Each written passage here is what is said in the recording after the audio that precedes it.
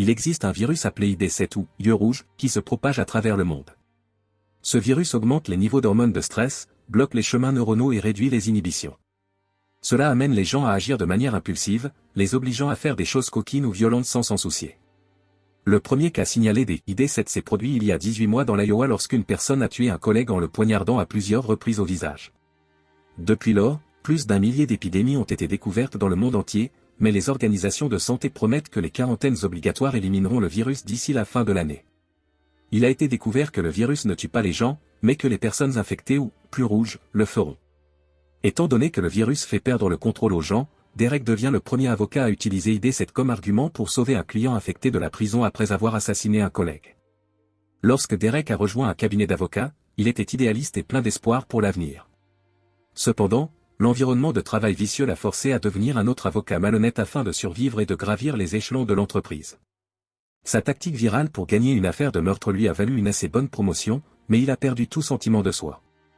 Un matin, Derek arrive au bureau et remarque Oswald crier après la réceptionniste. Derek intervient rapidement et révèle qu'il a une vidéo d'Oswald faisant des cochonneries avec un collègue lors de la dernière fête de Noël de l'entreprise, menaçant de la montrer à la femme d'Oswald s'il ne laisse pas la réceptionniste tranquille.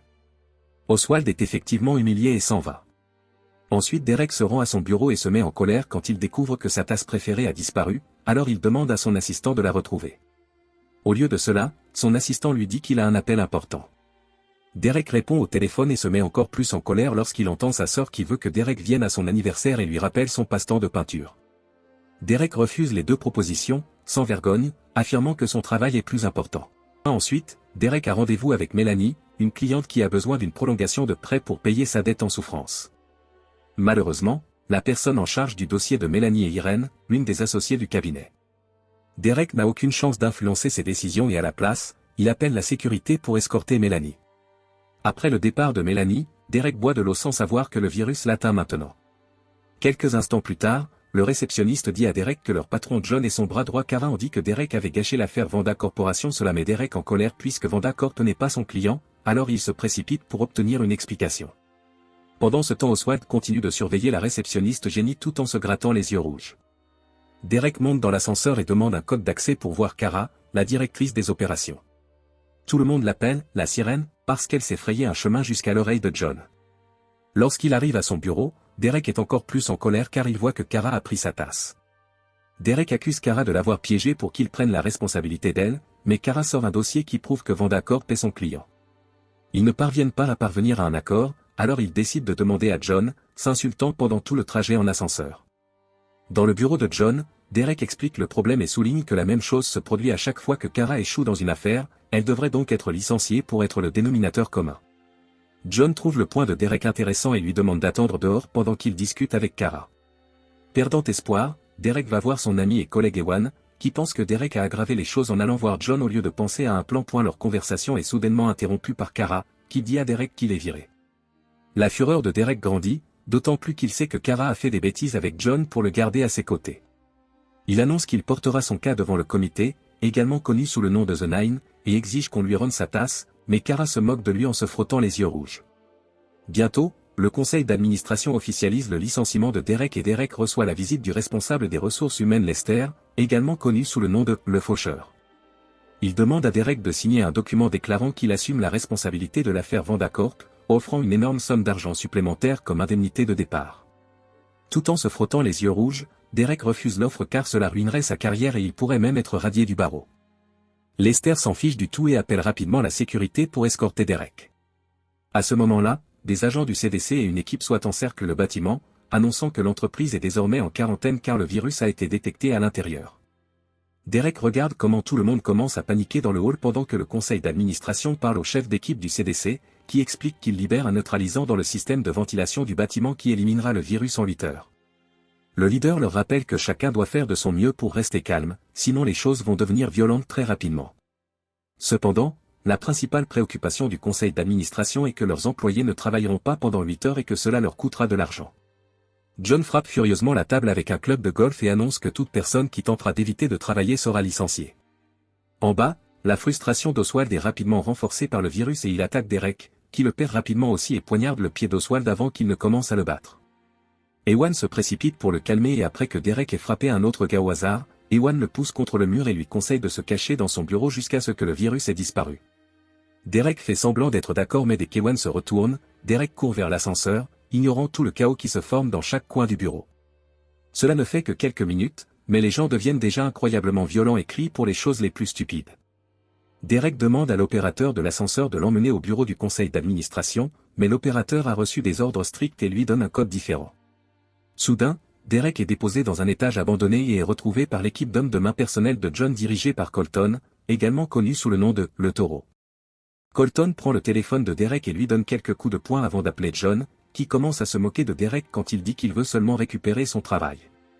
Tandis que Colton continue de frapper Derek et de lui lancer du gaz poivré, Ewan arrive pour aider son ami, attaquant les compagnons de Colton. Cependant, ce sont des gardes entraînés et Ewan n'est qu'un garçon de bureau, donc il se fait tuer lorsqu'il est poussé contre un mur et sa tête est empalée sur un clou. John n'est pas dérangé par cela car tout ce qui se passe au bureau pendant les 8 heures suivantes peut être imputé au virus et donc ils ne peuvent pas être arrêtés pour cela. Derek essaie de pleurer la mort d'Ewan seulement pour que Colton le frappe et l'assomme. Quelques instants plus tard, Derek se réveille et voit Melanie, qui est toujours en colère contre lui pour ne pas l'avoir aidé et commence à se cracher dessus et bientôt cela dégénère en véritable coup de poing, mais après quelques dégâts, Derek se rend compte qu'il devrait en fait faire équipe contre l'entreprise puisque cela leur a fait du tort à tous les deux. Melanie est d'accord, alors Derek attrape un tas de vieux téléphones cassés et les rassemble pour appeler Frank, le PDG de Vanda Corporation. Frank demande également au conseil d'administration de se joindre à l'appel, y compris John qui a été occupé à consommer de la poudre heureuse. Derek informe Frank de toutes les façons dont ses collègues ont mal géré le cas de Vanda Corp, blanchissant ainsi son nom dans le processus. Frank est en colère que John l'ait trompé et décide que son entreprise n'aura plus besoin de ses services, ce qui est un gros problème car Vanda était leur plus gros client. Un John furieux ordonne à ses acolytes de tuer Derek. Lorsque deux hommes arrivent à l'étage abandonné, Melanie les distrait pour que Derek puisse les attaquer par derrière, mettant toute la frustration qu'il a emmagasinée au fil des années dans ses coups jusqu'à ce que les hommes soient morts. Ensuite, Derek prend leurs clés pour ouvrir la remise à outils afin que lui et Melanie puissent se préparer. Le duo veut accéder au tableau pour se venger, mais ils auront besoin d'une carte d'accès de haut niveau puisque l'opérateur de l'ascenseur ne donne pas de code. Dans son bureau, Lester essaie de contrôler ses émotions en prenant soin de son bonsaï mais il finit par détruire le pauvre. Il en a assez des cris et quitte son bureau juste à temps pour que Melanie lui tire un clou. Lester l'attrape avec sa canne et retourne en courant dans son bureau, tenant la porte fermée pour empêcher Derek de la pousser. À ce moment-là, deux gardes arrivent et abattent Melanie avec un tasé, alors Derek leur lance un chariot et s'enfuit. Pendant que Derek se faufile pour éviter ses collègues violents, Lester sort et commence à frapper Melanie avec sa canne. Finalement Derek parvient à surprendre un garde par derrière, le poignardant avec un tournevis. Puis il arrête le tasé avec une lime et poignarde également l'autre garde. À ce moment-là, Melanie lui donne un coup de pied avec le pistolet à clous et Derek tire sur Lester, qui se cache rapidement à nouveau dans son bureau. Le duo fait irruption et demande la carte d'accès, menaçant de tuer Lester s'il ne coopère pas. Lester pose la carte clé sur son bureau et quand Derek tend la main pour l'attraper, Lester lui poignarde la main avec une paire de ciseaux pour le coincer sur le bureau avant de plaquer Melanie au sol. D'autres travailleurs se rassemblent à la porte et commencent à parier pendant qu'ils regardent Lester essayer de tuer Melanie avec le pistolet à clous, qui a du mal à éviter les clous.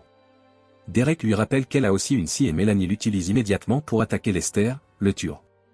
Ensuite, Melanie enlève les ciseaux pour libérer Derek et tire sur les personnes à la porte pour dégager le passage. Ensuite, Derek imprime quelques fichiers et demande à Melanie de le filmer pendant qu'il lit la technique qu'il a utilisée dans son ancienne affaire pour faire en sorte que le virus justifie certaines actions, terminant son discours en allumant un incendie. Cette vidéo est envoyée au conseil d'administration afin de les avertir qu'il vient pour eux sans crainte de conséquences. John, terrifié, appelle Kara et lui demande de détruire sa carte d'accès, mais elle refuse parce que c'est son levier. Cependant, elle accepte rapidement lorsque John promet d'en faire son partenaire. Après avoir raccroché, Kara révèle qu'elle mentait et ordonne à son assistante Meg de cacher la carte clé dans un endroit sûr. Ensuite, John appelle le chef d'équipe du CDC pour lui demander de l'aide, consommant sa poudre de bonheur pendant la conversation. Lorsque le chef d'équipe l'interpelle, John détruit furieusement l'écran et envoie un message. Il paiera 150 000 $ à celui qui tuera Derek. Irene souligne que puisqu'il s'agit d'un meurtre, il devrait en réalité être de 450. Alors qu'il reste 4 heures de virus, Derek et Melanie utilisent la carte d'accès de Lester pour se rendre à l'étage de Kara, où les gens s'attaquent également violemment. Le duo rencontre Kara, qui a une équipe d'employés derrière elle comme garde du corps. À ce moment-là, le psychologue du CDC appelle et tente de raisonner Derek, qui l'ignore et oblige Melanie à jouer de la musique forte à la place. Kara s'écarte tandis que Derek donne à ses employés une dernière chance de partir, mais personne ne le fait. Un violent combat s'ensuit au cours duquel Derek et Melanie sont complètement envahis par le virus, ce qui les aide à tuer tous les employés qui les poursuivent avec des attaques impitoyables utilisant divers outils et même un extincteur. Après plusieurs minutes de violence incessante, Derek et Mélanie entrent enfin dans le bureau de Kara et Derek pose les ciseaux sur la table comme une menace indirecte tout en demandant la carte d'accès au dernier étage. Kara demande une trêve et quand Derek refuse, elle brise sa tasse juste pour le provoquer. Derek la tue presque, mais Kara lui rappelle qu'elle est la seule à pouvoir lui procurer la carte d'accès. Ils conviennent d'une trêve et Kara demande à Meg d'apporter la carte d'accès. Cependant, ce Meg apporte un morceau de plastique brûlé et elle explique que John savait que Kara le trahirait, il a donc proposé à Meg une promotion en échange de la destruction de la carte d'accès. Kara et Meg commencent alors à se crier dessus jusqu'à ce que Meg attrape les ciseaux et tue Kara. Puis Derek et Mélanie envoient à John une vidéo lui montrant la langue de Kara. Comme ils ne peuvent aller nulle part sans la carte d'accès, le duo décide de faire une pause. Derek raconte que sa sœur lui a offert la tasse en cadeau pour avoir été accepté dans l'entreprise, c'est pourquoi c'était si important pour lui. Puis il jette un œil aux documents de Mélanie et remarque que la simple signature d'un membre du conseil d'administration pourrait résoudre tous ses problèmes. Il admet qu'il a commis une erreur en ne l'aidant pas et s'excuse. À ce moment-là, il reçoit une vidéo de John, qui semble pisser sur le corps d'Ewan. Derek se met à pleurer en se souvenant qu'Ewan a eu des enfants, attribuant sa réaction au virus rendant les émotions plus intenses. Mélanie ressent la même chose et tout à coup, le duo commence à s'embrasser, ce qui dégénère rapidement en une situation sale. Une fois qu'ils ont terminé, Derek reçoit une mise à jour sur son téléphone de Ray, l'informaticien. Il a été annoncé que désormais seuls les patrons sont autorisés à utiliser l'ascenseur. Cela donne une idée à Derek, alors lui et Mélanie vont voir Ray. Ils le menacent avec leurs outils et lui font pirater l'ordinateur d'Irene, ce que Ray fait avec plaisir parce qu'il la déteste aussi. Il provoque un dysfonctionnement de son ordinateur et lorsqu'elle appelle pour demander de l'aide, Ray se déchaîne avant de lui envoyer un fichier. Irene l'installe en pensant que c'est un patch pour résoudre son problème, mais c'est en fait un virus qui permet à Ray de voler toutes ses informations. Il le met sur un disque dur avant que Derek n'appelle Irene, lui disant de venir le chercher. Irene, désespérée, demande la carte d'accès à John, lui assurant que tout ira bien car elle a choisi le lieu de rendez-vous, qui se trouve être l'endroit où Colton a caché son arme. Quelques minutes plus tard, Irene rencontre Derek et Mélanie dans un bureau fermé et Derek s'assure qu'elle n'est pas armée avant d'entamer les négociations. Irene passe la main sous la table et ne trouve rien, alors Derek révèle qu'il a déjà pris l'arme. Il l'utilise pour forcer Irene à abandonner la carte d'accès, puis Mélanie lui demande de signer ses documents, cependant Irene souligne qu'elle déclarera plus tard la folie sous l'effet du virus, donc sa signature sera considérée comme invalide. Furieuse, Mélanie détruit le disque dur avec un marteau et demande à Derek un peu d'intimité. Derek essaie de quitter la pièce mais Colton le frappe avec la porte. Irene attaque Mélanie en même temps que Derek tente d'attaquer Colton, qui le maîtrise facilement et commence à le battre. Ensuite, il récupère son arme et gaspille ses tirs sur des objets aléatoires, expliquant que les balles sont pour les lâches avant de mettre des coups de poing américains. Derek parvient à esquiver un coup de poing et poignarde Colton avec un tournevis, mais Colton n'est pas dérangé et jette Derek au sol. Puis il essaie d'utiliser son spray en papier sur Derek, qui attrape le liquide dans sa bouche et le crache dans les yeux de Colton pour s'échapper. Maintenant, sa bouche est brûlante, alors il court vers la fontaine d'eau pour se soulager. Pendant ce temps, Mélanie frappe Irene à la tête avec un verre et a une ouverture pour saisir son marteau, mais avant de pouvoir frapper, Irene révèle que la carte a besoin d'un code d'accès pour fonctionner. À ce moment-là, Derek revient et demande le code, alors Irene propose de lui dire si en échange il la laisse avoir Mélanie. Il ne reste que 25 minutes de quarantaine, alors Derek frappe Mélanie et l'attache à une chaise. Pendant qu'Irene prépare ses outils pour la torture, Derek donne un dernier baiser à Mélanie avant de partir. Irene saisit le mot de passe dans l'ascenseur et avant que les portes ne se ferment, Derek sourit, révélant quelques verrous dans sa main. Il s'avère qu'il les a enlevés de la chaise tout en embrassant Mélanie pour la libérer, et maintenant elle sort pour finalement tuer Irene avec un marteau. Sur le chemin vers le dernier étage, Derek se souvient de tout ce que John lui a fait subir et son visage est frappé de frustration. Il entre dans la salle du conseil d'administration couvert de sang, seulement pour que The Nine le reçoive avec des applaudissements et du champagne. John lui propose un contrat de partenariat et ses secrétaires commencent à énumérer tous les avantages que Derek obtiendrait s'il acceptait une trêve, y compris quelques moments coquins avec eux. Cependant, Derek refuse toujours, ce qui pousse une secrétaire à l'attaquer avec un verre brisé. Derek l'esquive rapidement et l'autre secrétaire se fait tuer à la place avant d'assommer le premier avec un coup de poing. Ensuite John attrape son club de golf et consomme plus de poudre joyeuse avant de combattre Derek, lui jetant de la poudre sur les yeux pour l'aveugler. John le frappe avec le gourdin plusieurs fois avant de le jeter sur la table, essayant de l'étouffer à mort. Derek le repousse et sort un morceau de sa tasse cassée pour commencer à frapper John avec, le maîtrisant finalement. Alors qu'il ne reste qu'une minute 30 de quarantaine, Derek tient John par-dessus la balustrade et fait voter le conseil d'administration. Tout le monde est favorable à la mort de John, alors Derek le jette aux étages inférieurs pour le tuer. Ensuite, Derek rassemble les 8 administrateurs restants du conseil d'administration et prononce un discours expliquant pourquoi il mérite de récupérer son poste. Alors que le conseil d'administration accepte de le réembaucher, Derek réalise enfin que sa sœur avait raison, il n'avait pas de travail, le travail l'avait. Il n'était qu'un autre esclave du quotidien. Lorsque le conseil d'administration lui propose la place de John, Derek l'accepte, signe les documents de Mélanie, puis démissionne. Une fois tout terminé, le CDC annonce que grâce au désordre dans le cabinet d'avocats, ils ont collecté suffisamment de tests pour fabriquer un vaccin.